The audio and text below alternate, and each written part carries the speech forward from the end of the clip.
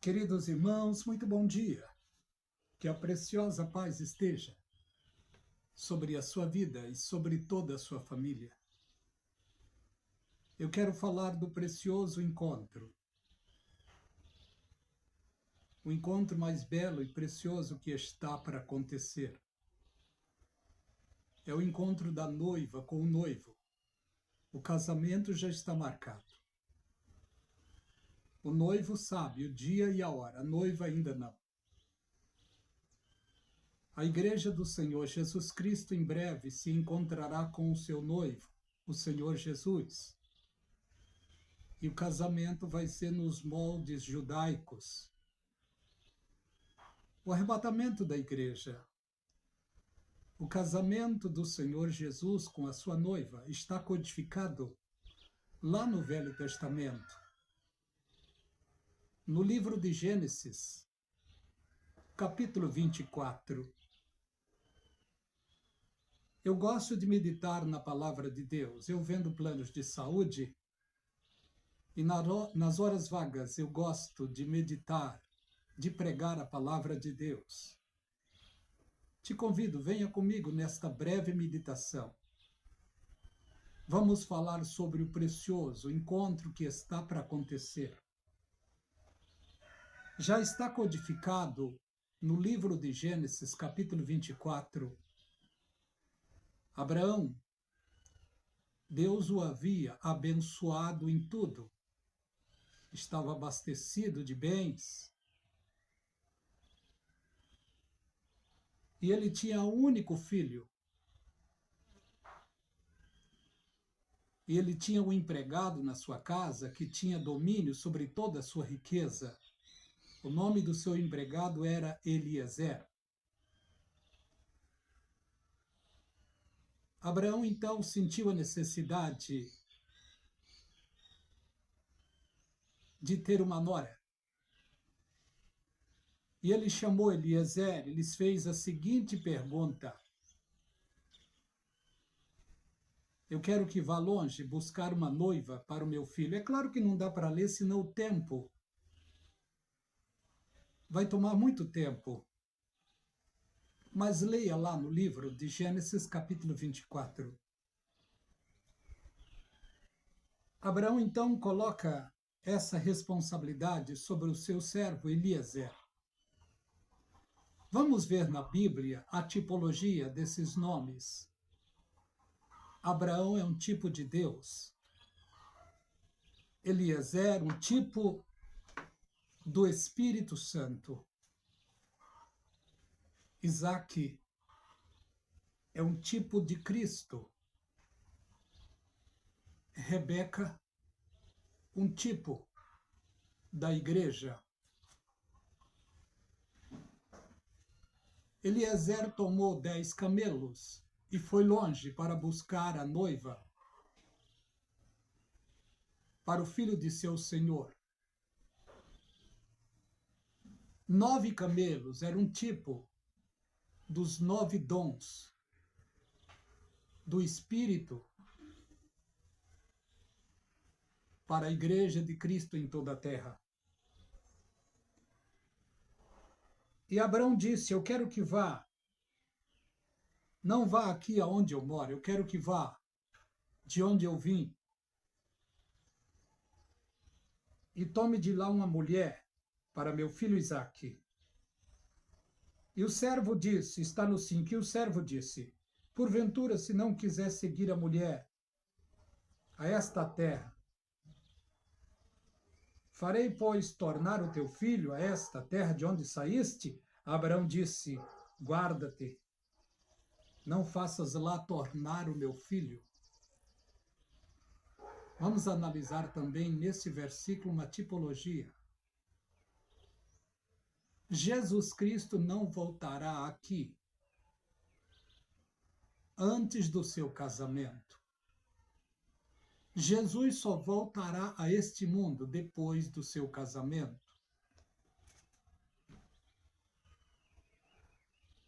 Abraão disse: guarda-te que não faça tornar o meu filho. O Senhor dos céus, que me tomou da casa de meu pai e da terra de minha parentela, e que me falou e que jurou, dizendo: a tua semente darei a esta terra, ele enviará o seu anjo diante de ti. Ele tomou os camelos e os seus moços e foram longe. E quando ele estava em viagem, quase chegando, ele sabia que lá onde ele iria, em um certo período da tarde, as moças teria sempre, às tardes, elas vinham buscar águas no poço. Ele então chegou neste poço e ele começa a orar dizendo, só na sua mente: ó Deus de meu senhor Abraão, dá-me um bom encontro. E ele estava de pé junto da fonte, e as filas dos varões daquela cidade saíam para buscar água. Seja, pois, olha o que ele pensou na sua oração, seja, pois, que a donzela que eu pedir água, e ela se oferecer voluntariamente, dizendo, tirarei água também para os teus camelos, será esta a qual designaste ao filho de meu senhor. Antes que ele terminasse de orar, se apresentou a ele uma moça, gentil, humilde, educada, ordeira. E ele pediu então água para esta moça. E ela disse, bebe, meu senhor. Tirarei água também para os teus camelos. Ela foi voluntária. E ele vendo isso acontecer diante dos seus olhos, e ele então agradece a Deus, dizendo que Deus tinha prosperado o seu caminho. Louvado o nome do Senhor. E ele perguntou para ela, de quem és filha? E ela se apresenta para ele. Eu sou filha de Betuel, que Deus deu a Naor. E ele então, maravilhado com isso, ele pediu estadia. E ela disse, tem estalagem, tem estadia em casa. E foram para a casa de Rebeca. Eu quero ler o 15. E sucedeu que antes que ele acabasse de falar, eis que Rebeca havia nascido de Betuel, filha de Milca, mulher de Naor, irmão de Abrão, saiu ao encontro com um cântaro nos seus ombros. E aqui diz que a donzela era formosa, virgem, a qual nenhum varão havia conhecido. Desceu à fonte, encheu seu cântaro e subiu. E ele estava vendo isso acontecer e maravilhado. Louvado o nome do Senhor. E ela, acabando de dar de beber, disse, também tirarei água para os teus camelos, até que eles acabem de beber. Ela foi voluntária. E foram à casa dela. E chegando lá, a moça explicou para sua família o que tinha acontecido. E ele, maravilhado, conversaram, dialogaram com a família. Eu já quero passar por 58. Olha o que diz aqui no 58. E chamaram Rebeca e disseram-lhes, irás tu com este varão? E ela respondeu, irei. É claro que é o sonho da moça casar e casar com alguém educado, casar com alguém de boa família. E ela disse, irei. E no momento em que ela disse, irei, Eliezer deu sinal aos seus moços e lhes presentearam. Esses presentes é uma tipologia dos 9 dons que a igreja tem. Louvado o nome do Senhor. Então disseram a Rebeca, a sua irmã, e a sua ama, o servo de Abraão e os seus varões, e abençoaram a Rebeca e deram-lhe a nossa irmã sejas tu em milhares de milhares, e que a tua semente possua a terra e a porta dos seus aborrecedores. Hoje vemos que a noiva de Jesus Cristo está sobre toda a terra. Louvado o nome do Senhor. Rebeca começou a seguir Eliezer.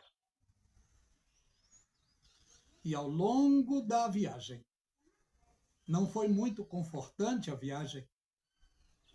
Tinha momentos, certamente, de angústia, de dor, sol escaldante, frio, chuva, os pernilongos ao longo do tempo na viagem perturbando. Mas Eliezer, o fiel guardador, tinha conselhos preciosos para ela, porque ele era o seu condutor. Ele era o seu condutor e ele tinha o máximo de cuidado. E ele dirigiu ela com todo o amor e carinho. É exatamente isso que Deus fez a respeito da sua igreja. Deus mandou o Espírito Santo para preparar uma noiva para o seu filho Jesus. O Espírito Santo veio há 2000 anos atrás e deu presentes à igreja. Era poucos ainda, quase 120, mas foram cheios da unção, da dádiva preciosa do precioso Espírito Santo.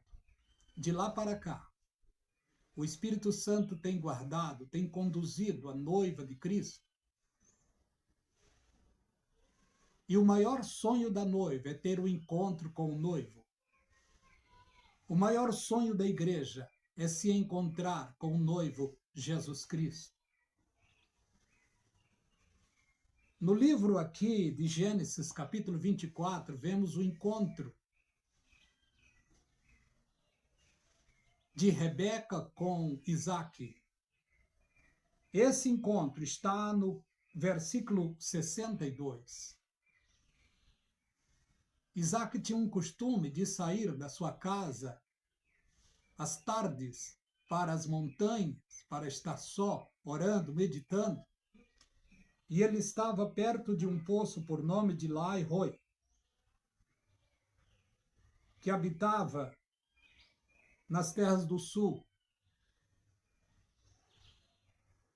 E Eliezer, ao longo, estava já perto de chegar em casa. Em um determinado momento, aquela moça avista um moço lá longe. E ela olha para Eliezer e lhes faz a seguinte pergunta: e aquele moço, quem é? Eliezer disse: aquele é o filho de meu senhor. O coração dela certamente pulsou. É quase o que está acontecendo hoje. O Espírito Santo já está nos dando revelações, vislumbres de que Jesus está ali, muito perto. A igreja está sendo avisada, e os avisos da igreja hoje é o que está acontecendo no mundo, em especial ao povo judeu. Porque Jesus Cristo disse àquele povo: quando estas coisas começarem a acontecer a eles, é para eles levantar as cabeças, porque a redenção deles estaria próxima. Se a redenção deles estaria próxima, a nossa, a da igreja, está muito mais próxima ainda. Louvado o nome do Senhor. Só que nenhum de nós, pregadores, atalaias de Cristo, podemos afirmar o dia e a hora. Mas hoje sabemos que Jesus Cristo já sabe o dia e a hora. Só que ele não volta atrás em sua palavra. Ele disse há quase 2000 anos atrás que ninguém sabe o dia e a hora, a não ser o Pai. Acredito que hoje ele já sabe. A igreja do Senhor Jesus Cristo tem o sonho, e o maior sonho é encontrar com um noivo. Isso ainda não aconteceu, mas o Espírito Santo está perto de findar a sua jornada para com a noiva neste mundo. Aqui no livro de Gênesis, capítulo 24, Eliezer chega perto do filho de seu senhor e faz a entrega da sua noiva para ele.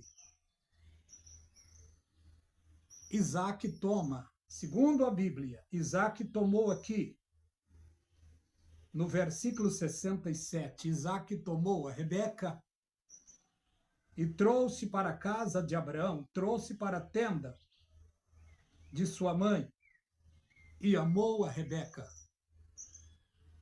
Casou-se com ela. É o que vai acontecer com a igreja de Jesus Cristo. O Espírito Santo está para entregar a noiva de Cristo para o noivo, e ele tomará a sua noiva. Não aqui no mundo, não aqui nos céus que vemos, não. Mas certamente no segundo céu, o Espírito Santo levará ela até ele. Portanto, para a igreja de Cristo, não é Jesus que vem, é a igreja que vai ao encontro dele. Jesus Cristo virá aqui na sua segunda vinda, não é para a igreja, é para os judeus. Primeira vinda, ele veio para os judeus. Segunda vinda, ele virá também para o povo judeu, não é para a igreja. Para a igreja é harpazo, retirada. Retirada. Para a igreja de Cristo é retirada, apostasia, afastamento. E quando eu estou falando apostasia, é exatamente aquilo que está lá no livro de 2 de Tessalonicenses, capítulo 2. 2 de Tessalonicenses, capítulo 2. Muitos de nós entendem aquela palavra ali de maneira errônea. Eu quero meditar nesse sentido com os meus queridos irmãos. No tempo de Paulo, ele estava preso nessa época e fizeram uma carta no nome dele, afirmando que o dia do Senhor já tinha vindo. E muitos estavam enganados, pensando que o arrebatamento já tinha acontecido. Paulo imediatamente precisou escrever a segunda carta aos Tessalonicenses, explicando. E olha o que Paulo disse. 2 de Tessalonicenses, capítulo 2 e o 1. Ora, irmãos, rogamos pela vinda de nosso Senhor Jesus Cristo e pela nossa reunião com ele, arrebatamento, que não vos movais facilmente do vosso entendimento, quer por espírito, quer por palavras, quer por epístola, como de nós, apóstolos, como se o dia de Cristo, arrebatamento, estivesse perto. Não será assim. Ninguém vos engane, porque não será assim, sem que antes venha a apostasia. Esta palavra apostasia aqui não é o que a maioria da igreja, não é o que a maioria dos cristãos pensam. Não. Esta palavra apostasia aqui, o sentido dela é retirada, afastamento. Quem vai causar esta retirada, este afastamento da igreja, deste mundo, é o Espírito Santo. E se manifestará o homem do pecado. O homem do pecado só vai ser apresentado neste mundo depois dessa apostasia aqui, da retirada da igreja da terra. É o qual que se levanta, se opõe contra tudo que se chama Deus e que se adora, de sorte que se assentará no trono de Deus, querendo parecer Deus. Esse está falando. Esta palavra está falando sobre o anticristo que vai usurpar e vai enganar os judeus mais uma vez. Sobre a igreja, os apóstolos não falaram muito, os profetas não falaram muito sobre ela. O próprio Senhor Jesus Cristo não falou muito sobre arrebatamento, ou quase nada, mas ele deu dicas. No Evangelho de João, segundo o que está escrito no Evangelho de Jesus Cristo, segundo escreveu João, capítulo 14. Olha o que o Senhor Jesus Cristo disse ali. Foi uma pincelada, e ali não é para judeu, é para a igreja. Não se turbe o vosso coração, credes em Deus. Credes também em mim, porque na casa do meu Pai há muitas moradas. Se não fosse assim, eu vos teria dito, vou preparar-vos lugares. Se eu for, virei outra vez e vos levarei. Ele estava falando, depois de ressuscitado, ele estava falando com os cristãos, com a igreja, que era poucas pessoas ainda. O apóstolo Paulo recebeu a total revelação do arrebatamento da igreja. Está escrito lá, 1 de Coríntios, capítulo 1, verso 50. O único dos apóstolos que recebeu de Deus, do Senhor Jesus Cristo, toda a revelação sobre a igreja, sobre o desaparecimento dos cristãos da terra. E ele disse lá, carne e sangue não herdarão o reino de Deus. Olha o que ele disse. Agora digo isto, irmãos, que carne e sangue não pode herdar o reino de Deus, nem a corrupção herdar a incorrupção, nem o corpo pecaminoso, sujeito às enfermidades, pode por si mesmo herdar a incorrupção, a incorruptibilidade. Antes que aconteça isso, eis que vos digo o mistério. Nem todos dormiremos, em outras palavras, nós como igreja de Cristo, nem todos iremos morrer. Mas todos seremos transformados. Os mortos e os vivos passarão por uma mesma transformação,